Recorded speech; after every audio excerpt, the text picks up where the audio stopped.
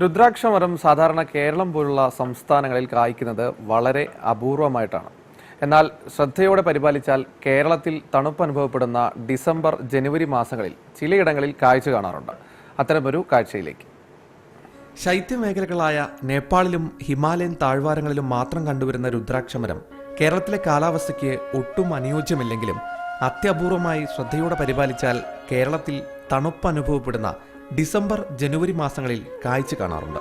ഇത്തവണ കോഴിക്കോട് ഫറൂഖ് കോളേജ് പൂത്തേരി വീട്ടിൽ 5 വർഷം മുമ്പ് നട്ട രുദ്രാക്ഷമരം കായ്ച്ചു. ഹൈന്ദവ വിശ്വാസത്തിന്റെ ഭാഗം കൂടിയാണ് രുദ്രാക്ഷം. സമതല പ്രദേശങ്ങളിൽ അധികം കണ്ടുവരാത്ത രുദ്രാക്ഷമരമാണ് കോഴിക്കോട് ഫറൂഖ് കോളേജ് പൂത്തേരി കൃഷ്ണന്റെ വീട്ടുമുറ്റത്ത് കായ്ച്ചത്. രുദ്രാക്ഷം പൊതുവെ സമതലങ്ങളിൽ വളരുന്നതും കായ്ക്കുന്നതുമല്ല. സാധാരണ ചെടി നട്ട് 15 വർഷം കഴിയുമ്പോഴാണ് രുദ്രാക്ഷം കായ്ക്കുന്നത്. എന്നാൽ ഫറൂഖ് കോളേജിൽ ചെടി നട്ട് 5 വർഷം കഴിഞ്ഞപ്പോൾ കായ്ച്ചതും അപൂർവമാണ്. ഒരു സുഹൃത്തു വഴി ഹിമാലയത്തിൽ നിന്ന് വരുത്തിയതാണ് ഈ ചെടി. ഏകമുഖം, ദ്വിമുഖം, ത്രിമുഖം, ചതുർമുഖം, പഞ്ചമുഖം തുടങ്ങി 21 മുഖങ്ങൾ വരെയുള്ള രുദ്രാക്ഷങ്ങളുണ്ട്. മുഖങ്ങളുടെ കണക്കനുസരിച്ചാണ് ഇതിന്റെ അപൂർവതയും വിലയും നിർണ്ണയിക്കുന്നത്. ഒരു രുദ്രാക്ഷത്തിൽ തന്നെ പല മുഖങ്ങളുള്ള രുദ്രാക്ഷ കായകൾ ഉണ്ടാകുന്നതും ഇതിന്റെ പ്രത്യേകതകളാണ്.